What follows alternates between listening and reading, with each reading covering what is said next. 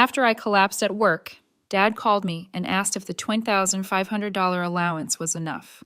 What allowance? I said. He went dead silent. Turns out Mom had been sending it to my brother for his modded car and gaming rig. All right, Reddit. I know the title might be messy, but that's what happened.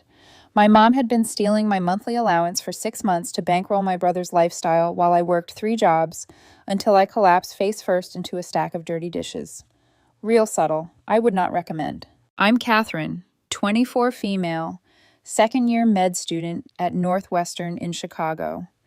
Moved here from Phoenix about 18 months ago, chasing the dream of becoming a trauma surgeon like my dad. He works at a major hospital back in Arizona, pulling in good money. And growing up, we lived a comfortable life. Money was never something we worried about. Then I moved to Chicago, and suddenly I was drowning. My parents covered tuition, which is huge since Northwestern isn't cheap, but everything else was supposedly on me. Rent in a crappy studio apartment in a sketchy neighborhood, food, books, transportation, all of it. And Chicago doesn't mess around with cost of living. So I started hustling, tutoring undergrads who couldn't be bothered to study, working as a line cook at a sports bar 4 nights a week, picking up weekend shifts at a medical supply warehouse. Sometimes I'd work from 6 o'clock a.m. to past midnight, catch 4 hours of sleep, then drag myself to an 8 a.m. anatomy lecture. The exhaustion was crushing. I'd fall asleep during classes, wake up with drool on my notebook, and no idea what I'd missed. My grades were sliding from A's to C's. I was eating maybe 1 real meal a day, filling the gaps with gas station coffee and whatever cheap carbs I could afford.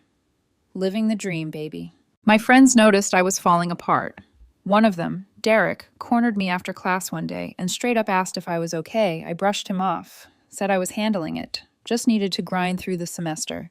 But I wasn't handling anything. I was barely surviving. Meanwhile, my brother Lucas, 23 years old and supposedly enrolled in some business program at USC, was living like a trust fund kid in Los Angeles. I'd see his Instagram posts, new gaming setup with 3 curved monitors and a custom PC that probably cost $5,000, videos of his Dodge Challenger with fresh modifications, carbon fiber hood, custom exhaust, upgraded suspension. Every few weeks there'd be another post showing off some new piece of gear or another upgrade to his car. I wasn't jealous exactly, more confused. How was Lucas affording all that on a student budget while I was eating ketchup packets for lunch? Yeah, he wasn't. I'd asked my mom for help a few times.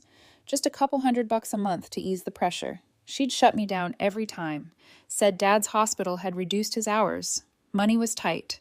They were barely covering our tuitions. I believed her because why wouldn't I? She's my mom. So I kept grinding. Picked up a 3rd job doing overnight inventory at a pharmacy. That's when things got bad. It was a Tuesday night at the sports bar. Middle of dinner rush. We were slammed. Orders backing up, tickets printing faster than we could cook. Servers yelling for food. I was working the grill station, flipping burgers with one hand and checking tickets with the other. The kitchen was hot as heck, probably pushing 95 degrees. I'd been there since 4 o'clock p.m., after a full day of classes. Before that, I'd worked the warehouse shift from 6 o'clock a.m. to noon. I was plating an order when the room started tilting. I tried to grab the counter, but my legs just quit. Next thing I remember is the head chef's face hovering over me, asking if I could hear him. Then paramedics, then fluorescent hospital lights. The ER doctor told me I'd collapse from severe exhaustion and acute malnutrition. Said my blood work looked like someone who'd been living in a famine zone. They pumped me full of IV fluids and made me eat a hospital sandwich before they'd let me leave.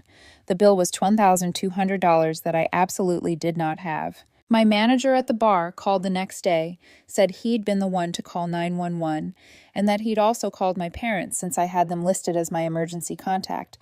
Then he told me to take the next 2 weeks off because I was clearly running myself into the ground, and he didn't need the liability. Great. 2 weeks without income from my highest-paying job. Derek showed up at my apartment that night with groceries and refused to leave until I ate something real. While I was eating the pasta he'd made, he started asking questions about my financial situation.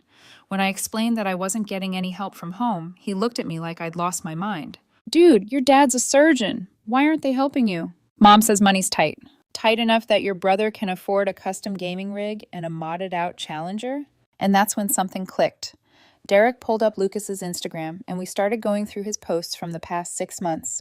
The gaming setup, the car mods, the expensive dinners at trendy LA restaurants, the VIP section at clubs, a weekend trip to Vegas with his buddies. Derek did some quick math based on what he could see. Dude, your brother's burned through at least 30 or 40 grand in the last 6 months, probably more. Where is he getting that kind of money? I didn't have an answer, but I was darn sure going to find out. Turns out when you follow the money trail, sometimes it leads straight to your own family robbing you blind. Fun times ahead. I started with Lucas directly. Called him up acting casual, asked how he was affording everything.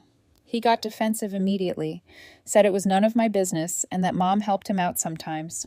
When I pushed, he hung up on me. Real mature. So, I called Dad at work. He was on rounds, but called me back during his break, concerned because Mom had told him about my collapse. Are you doing okay, daughter? Your mother said you fainted at work. Yeah, I'm fine. Just been working a lot. Daughter, why is the monthly $2,500 not enough? I froze. What are you talking about? Silence. Long enough that I thought the call had dropped. Catherine, I've been transferring $20,500 into your account every month since you started school, your monthly allowance. My stomach dropped. What allowance? Dad, I haven't received anything, not a single deposit. What the heck do you mean you haven't been receiving it? More silence. Then his voice came back. Different. Cold. I need to go.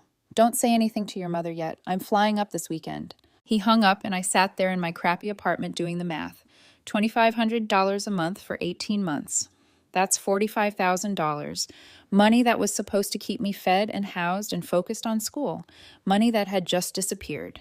I spent the next 3 days digging. Checked my bank account history going back 2 years. Nothing. Not a single deposit from my parents except for random small amounts here and there that I'd asked for. Derek helped me create a detailed timeline of Lucas's purchases based on his social media. Gaming PC in March, first car mod in April, new exhaust system in May, custom wheels in June, full suspension upgrade in August, a $3,000 gaming chair in September. We screenshot everything, saved it all to Google Drive. Then Derek said something. If your dad's been sending money and you haven't gotten it, that means someone's been intercepting it. That's not just lying, man. That's fraud. That's like a felony. I'd been thinking of this as family drama, favoritism, bad parenting, but Derek was right. This was theft. That Friday, Dad flew into Chicago without telling Mom. Showed up at my apartment at 8:00 p.m., looking like he'd aged 5 years since I'd last seen him. Show me everything, he said. If you've ever wanted to watch a surgeon methodically dissect a crime scene, let me tell you, it's exactly as intense as it sounds. Dad sat at my tiny kitchen table studying printouts like he was reading x-rays, bank statements showing 0 deposits, screenshots of Lucas's Instagram posts with dates and estimated costs, the timeline Derek and I had built. Your mother handles all our household finances, Dad said quietly. I transfer my paycheck into our joint account, and she manages everything from there. Bills, your tuitions, day-to-day expenses. I trusted her. I've been transferring your living allowance to an account I thought was yours. She set it up, gave me the account number, told me it was linked to your checking account. So where's the money actually going? We'll find out. We left the bank with printed records of every transfer. Dad called his lawyer from the parking lot. Then we spent the afternoon at the police station. He filed a detailed report. Suspected financial fraud, unauthorized diversion of funds, possible identity theft. The detective said it was straightforward enough and that they'd freeze the account while investigating. A week later, the court order came back. The account was jointly held by Diane Thornton and Lucas Thornton, both with full access. My mother and brother, working together for 18 months. The frozen account had $11,247 in it. The rest, nearly $40,000, had already been spent on what, you ask?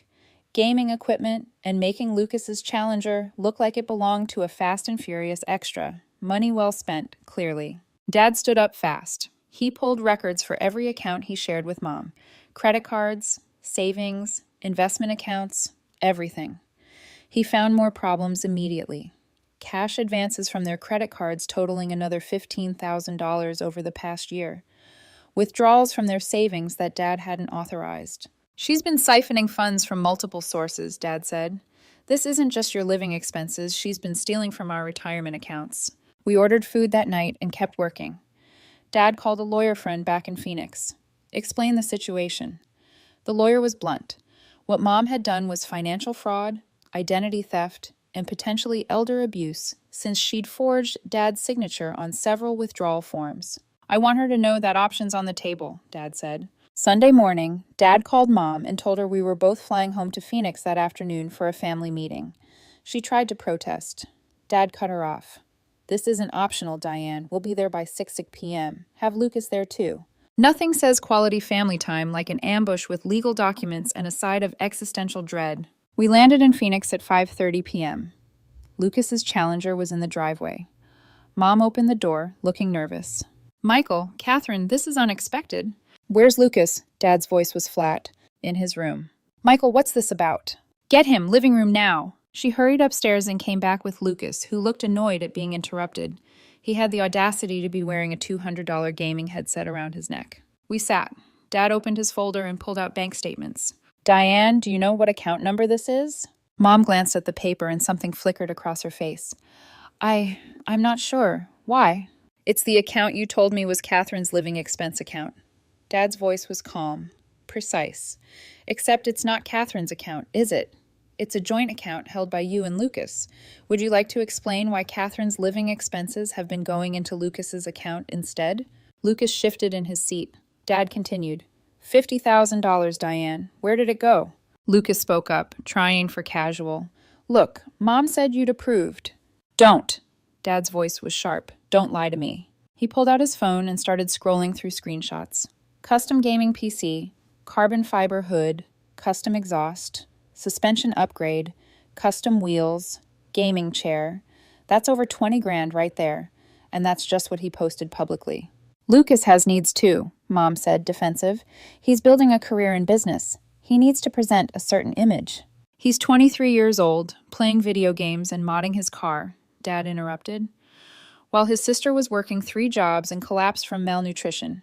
Catherine passed out at work, Diane. The ER doctor said she looked like a famine victim. Lucas looked uncomfortable. Mom looked like she was the victim here, because of course she did.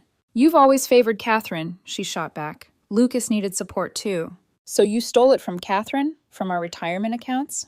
Dad's eyes were ice. Yes, Diane. I found those withdrawals too. $15,000 in unauthorized cash advances, another $20,000 from our savings. Dad leaned forward.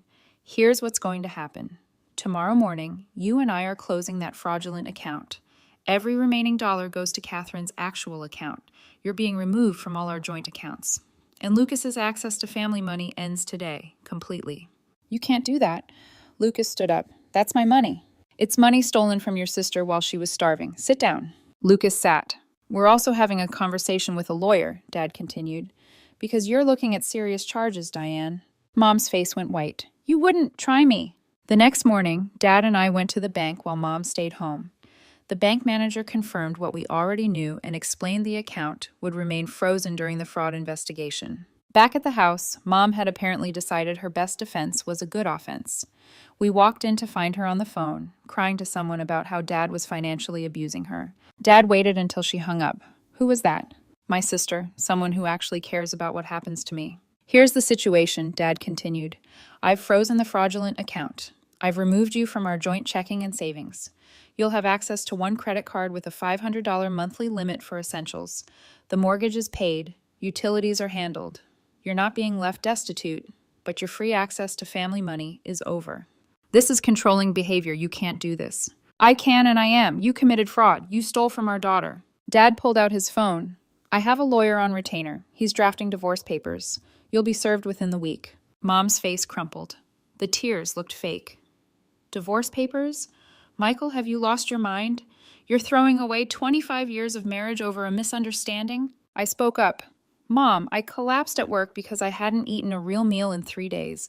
I was working 3 jobs, sleeping 4 hours a night. My grades were failing while you were sending my money to Lucas for gaming equipment. That's not a misunderstanding. She turned on me, all pretense gone. You were always fine. You're smart, capable. Lucas needed help. He's not like you, Catherine. Lucas is not a kid. He should have been helping himself. The gaming equipment helps him network with people in the business community. He plays Fortnite. Mom, he's not networking with business people. The car modifications are an investment in business appearance. Enough. Dad interrupted her. This conversation is over. I'm filing for divorce. Catherine is getting every dollar that was stolen from her with interest, and Lucas's trust distributions are being suspended indefinitely. That got her attention. You can't touch his trust fund. I will not let you. I control distributions until he turns 30. The trust allows me to withhold payments for financial irresponsibility or illegal activity. Lucas has done both. Lucas's trust was worth about $180,000, set up by our grandparents. Mine was the same. Dad couldn't take the principal, but he could absolutely refuse distributions and deduct what Lucas owed from future payouts. You're a monster, Mom hissed. No, Diane, I'm a father protecting his daughter from her own mother. I stayed in Phoenix for 3 more days while Dad got everything in order legally. The divorce papers were filed. Lucas tried calling me twice. I let it go to voicemail both times. The first message was angry, saying I was ruining his life by telling Dad lies. The second one was whiny, asking me to fix this because his credit cards weren't working. I flew back to Chicago with $11,247 in my bank account and a promise from Dad that he'd send my living expenses directly from now on. Plus, he'd paid my rent 3 months in advance and dropped $2,000 in my account as an apology. For the first time in months, I could breathe. I quit the warehouse job and cut back my bar shifts to just 2 nights a week. Kept the tutoring because I actually enjoyed it. Suddenly, I had time to study, to sleep, to eat real food. My professors noticed the difference immediately. But this wasn't over, not by a long shot. 3 weeks after the confrontation in Phoenix, weird things started happening. First, I got an email from Northwestern's IT department saying there had been a suspicious login attempt on my student account.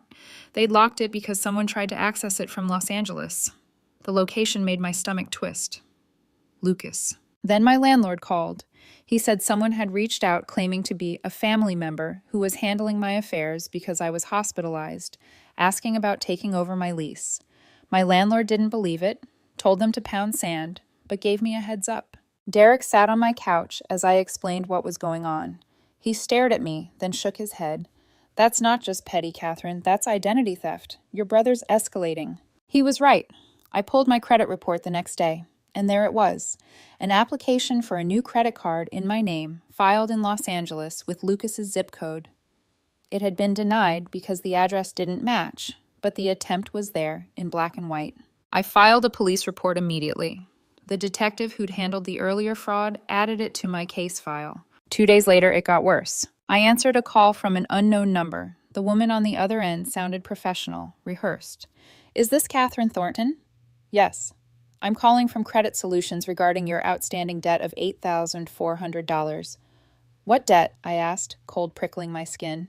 She continued smoothly. Our records show you opened an account with AutoZone in Los Angeles 3 months ago and have not made any payments. The account is now in collections. My blood ran cold. I've never opened an AutoZone account. I don't even live in Los Angeles. Someone, Lucas, had opened a line of credit using my social security number, charged over $8,000 in car parts, then walked away. I hung up and spent the next 3 hours on the phone filing documentation. FTC Identity Theft Report. Updated my police report with Chicago PD, called AutoZone's fraud department, and submitted everything. 2 weeks later, AutoZone confirmed it was fraudulent. The charges were removed from my credit report. The account was closed, but the car parts were gone, already bolted onto Lucas's Challenger. When I told Dad, he wasn't even surprised. Your mother calls me every day, Catherine. She's trying to negotiate, says Lucas can't find work. Yesterday, she threatened to sue me for spousal support. Can she do that? I asked. She can try, he said, but given the fraud charges, she won't get far. He paused. I think they're going to escalate. Watch your back. He was right. Northwestern's financial aid office called me in that week. The administrator looked uncomfortable. Catherine, we received a call from someone claiming to be a family member. They said you'd been hospitalized and wouldn't be continuing your program. I clenched my fists. That's not true. I'm standing right here. The administrator nodded. We've flagged your account for unauthorized contact attempts. Don't worry, we'll protect your records. My own mother was trying to sabotage my education. I documented everything. Emails, phone logs, police reports. Derek helped me build a binder. Every call, every fraud attempt, every false claim. And then things went nuclear. Another unknown number. Another debt collector. This time they claimed I had an outstanding auto loan in California, nearly $12,000. I laughed bitterly. I don't have a car loan in California. I don't even live there. But I knew who did. Lucas. Dad flew to Chicago the next weekend with his lawyer, Andrew Lopez. We sat in Andrew's downtown office. Evidence spread across the long oak table like a crime scene. Screenshots of Lucas's posts, my police reports, the fraudulent accounts, bank transfers, credit reports. Andrew tapped the papers. You've got multiple federal crimes here: identity theft, wire fraud, credit fraud, conspiracy. The evidence is solid. Dad leaned forward. What are our options? Andrew steepled his fingers. Prosecution is viable, but what I recommend is a deferred prosecution agreement. We take this to the U.S. attorney. The charges are real, approved, but held pending. Lucas and your mother sign an agreement. Repay every dollar, cease contact, complete counseling. Any violation, the prosecutor files immediately. My head spun. So, it's like hanging the sword over their heads? Exactly, Andrew said. It gives you leverage and repayment without dragging you through trial. Dad nodded slowly. Let's do it. A week later, Andrew had everything compiled. The complaint listed 4 charges: identity theft, wire fraud, credit card fraud, conspiracy. The proposed agreement required full repayment, $78,600, including stolen allowance, fraud attempts, AutoZone debt, plus legal fees and interest. $3,000 a month for 26 months. Counseling within 6 months. Court-monitored check-ins. And most importantly, a 3-year no-contact order. Miss a payment? Charges filed immediately. Mom and Lucas had 72 hours to sign. That night, Lucas called me. I didn't answer, but he left a voicemail. His voice shook. Catherine, come on, you can't do this. You're going to send me to prison? I'm your brother. Yeah, I messed up, but this is insane. Please, just call me back. I saved the voicemail and sent it to Andrew as proof of a contact attempt. The deadline passed. No signature. Andrew filed the charges the next morning. Within hours, Mom's lawyer was on the phone begging for an extension. Andrew didn't budge. Your clients had 72 hours. They chose not to sign. The complaint is filed. That afternoon, the signatures came through, both of them. The prosecutor approved the deal. Lucas's trust fund was liquidated for the first $20,000. The rest would come from Mom's divorce settlement and Lucas's new job, which meant, for once in his life, he'd actually have to work. The agreement was binding. 5 years. Dad and I went out for steak that night. For the first time in months, I felt a kind of peace I couldn't name. But even then, I knew it wasn't the end. Not with people like them. The payment agreement was solid, but money wasn't enough for me. I wanted consequences, real ones. Consequences that couldn't be dodged with crocodile tears or misunderstandings. Derek and I were sitting at a diner one afternoon, half-empty plates between us, when he leaned forward with that glint in his eye. What if you go public? Public? I asked. Yeah, social media. Lucas flaunted your money online. Turn it around on him. I hesitated. It felt nuclear. That's scorched earth. He raised an eyebrow. So was stealing 50 grand from you and trying to steal your identity. Catherine, they went nuclear first. You'd just be returning fire. He had a point. I spent a week drafting a post. I kept it factual. Screenshots of Lucas's purchases next to the legal documents, blurred out sensitive info, but enough to prove it was real. I explained how I'd worked myself to collapse while my mother and brother siphoned my living expenses for car parts and gaming gear. I ended it with, "This isn't about revenge. It's about accountability. Actions have consequences." I posted it to my Instagram. I had maybe 400 followers. Tagged Lucas. Andrew confirmed. Public record, protected speech. Within an hour, it had 200 likes and dozens of comments. Someone shared it to a Reddit community about family drama. It blew up. Lucas's friends started commenting on his posts. Bro, you stole from your sister? Wait, that car was bought with stolen money? His Instagram went private, then disappeared entirely. Mom's Facebook got hit too. Someone screenshotted my post and shared it there. Her country club friends started asking questions. Comments got deleted fast, but not before people saved them. Mom called Dad, furious. Tell Catherine to take down that post. She's humiliating us. Dad's reply was calm. She's telling the truth. If you're humiliated, Diane, maybe you shouldn't have committed fraud. She tried to report my post as harassment. Instagram reviewed it and left it up. Everything was factual. The fallout was better than I'd imagined. Lucas's followers dropped by the hundreds before he deleted everything. Mom got dropped from her book club. One of the women even called Dad to say they'd voted to remove her. They didn't want a thief among them. And the cherry on top? Lucas had to sell his Challenger. The payments were killing him now that his accounts were frozen and his job barely covered rent.